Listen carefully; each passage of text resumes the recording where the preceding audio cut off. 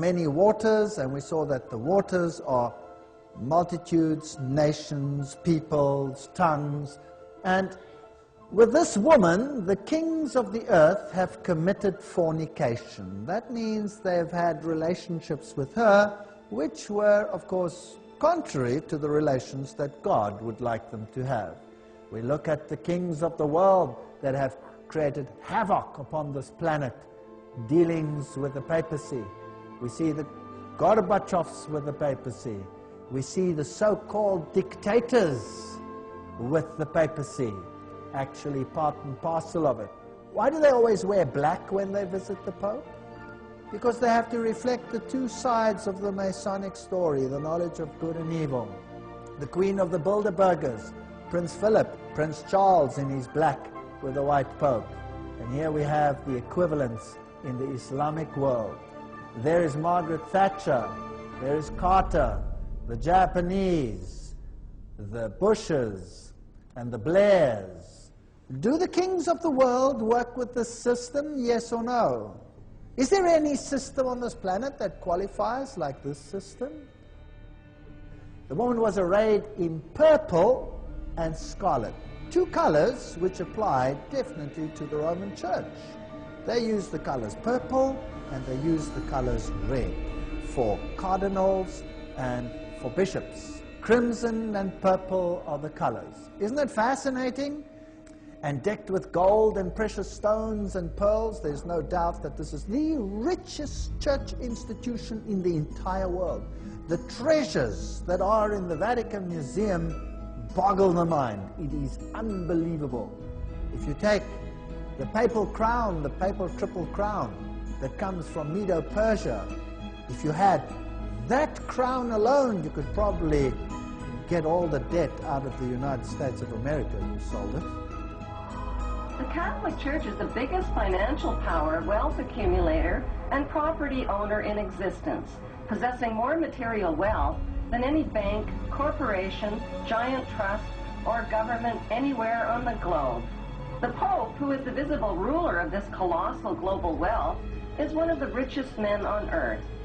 While 2/3 of the world earns less than $2 a day, and 1/5 of the world is underfed or starving to death, the Vatican hoards the world's wealth, profits from it on the stock market, and at the same time preaches about giving.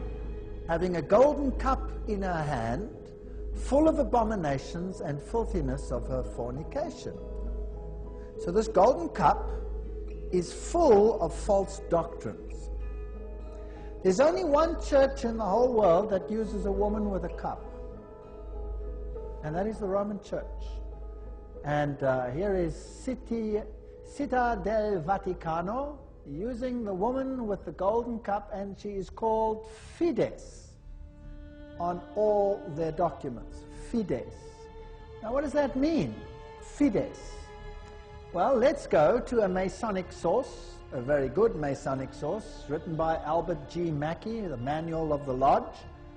Albert Mackey was a 33-degree Freemason. It'll become clear as we go through the lectures what this means. And he says, the right hand has in all ages been deemed an emblem of fidelity, and our ancient brethren worshipped deity under the name of Fides, or fidelity, which was sometimes represented by two right hands joined, and sometimes by two human figures holding each other by the right hand. Numa was the first who erected the altar to Fides, under which the name, the goddess of oaths and honesty, was worshipped.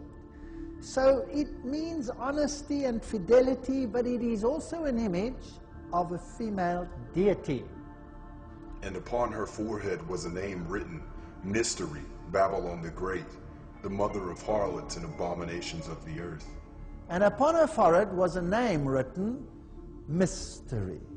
That means it is a concealed science, if you like. Babylon the Great, the ancient Babylonian religion, through Kabbalism and Gnosticism, removed Jesus Christ as the deity that saves and replaces it with another power. We've seen the Islamic secret societies, and we've seen what the Quran teaches, that Jesus was not the Son of God, that he never died that his blood was not shed for us, that he was whisked away, that he's spiritualized, he never came in the flesh. All of these issues. We see this is the very central doctrine of Rome today and is the theology of the Vulgate. The Templars, the Rosicrucians, the Jesuits, Freemasonry, all of them hold to the central doctrine. 2 doctrines in the world. Not 100, 2 doctrines in the world. All wearing different cloaks, all controlled by one power. Unbelievable? And then this interesting statement, the vestments of the priests of Horus were covered with these crosses, and then you have the Maltese cross. And I showed you that the papacy has this on its vestments, and the bishops wear it as well. These are priests of Horus. That's a mystery. You have to look behind the scenes to find it. The mitre that they wear on their head, that today looks just like that, represents actually the fish head of the god Dagon, which means Dag-on is the fish god. So the fish head, later the cape was removed, the fish cape, it was replaced with a red cloak or a purple cloak or whatever color, but the mitre with the open fish head on top remained. Babylon the Great, the mother of harlots and abominations of the earth. Now, Revelation 17 verse 5 calls this institution the mother of prostitutes. In Revelation 18 verse 7, she says, I sit as queen, I am not a widow, and I will never mourn.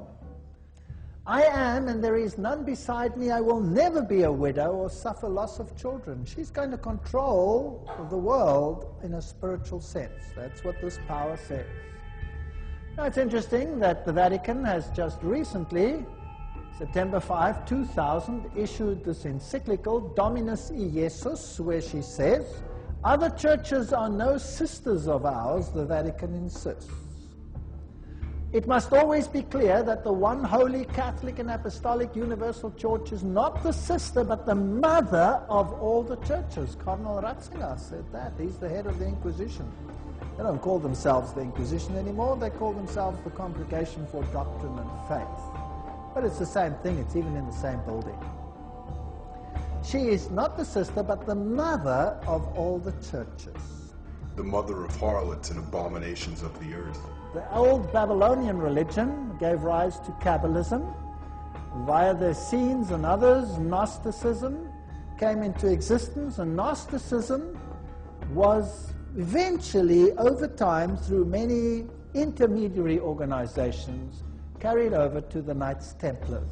And the Knights Templars were a group of a Roman Catholic order, if you like, that were set over the temple site to protect it. And they had strong links to Islamic societies, the Ismailis, the Karmatites, the Fatimites, the Druzes, and the Assassins.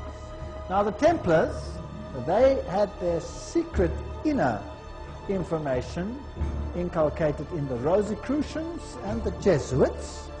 The Jesuits, again, formed and created Freemasonry and the Illuminati, which, according to Gary Carr, controls Marxism, American European secret societies and political societies, international banking, and the World Council of Churches. And of course you have the entire New Age movement, the Theosophical societies, the many cults, and Freemasonry was created as the Protestant arm of the Roman Catholic Church.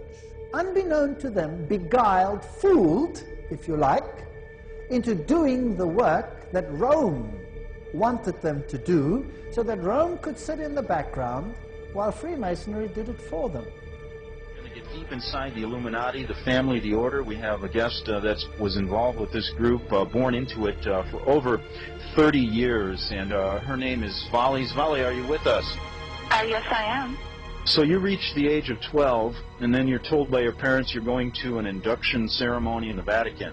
Can you tell us how that happened and what occurred at that ceremony when you went there? Okay, this isn't easy to talk about, as you know. When I was 12, I was going over to Germany, and I was at, I'll call him the German Father's house over there, and there was some preparation for a few days beforehand, and I was told that there would be a very important ceremony, and it was considered a sealing ceremony at that point. And basically, I was told a little bit about what I was expected to do during the ceremony. You know, when we got there, we went to the Vatican. There's underneath the Vatican, there's a large room that I described to you when we talked before. It has 13 catacomb chambers leading into it with and what they do is they, as you go down these steps into the room, you can see that it's almost circular, and so they're all around it, and they bring out the mummies from the catacombs, and they set them beside each one, and they say that the spirits of the fathers watching over the ceremony. And during the ceremony, there was a large table in the center of the room. It was on top of a huge golden pentagram, and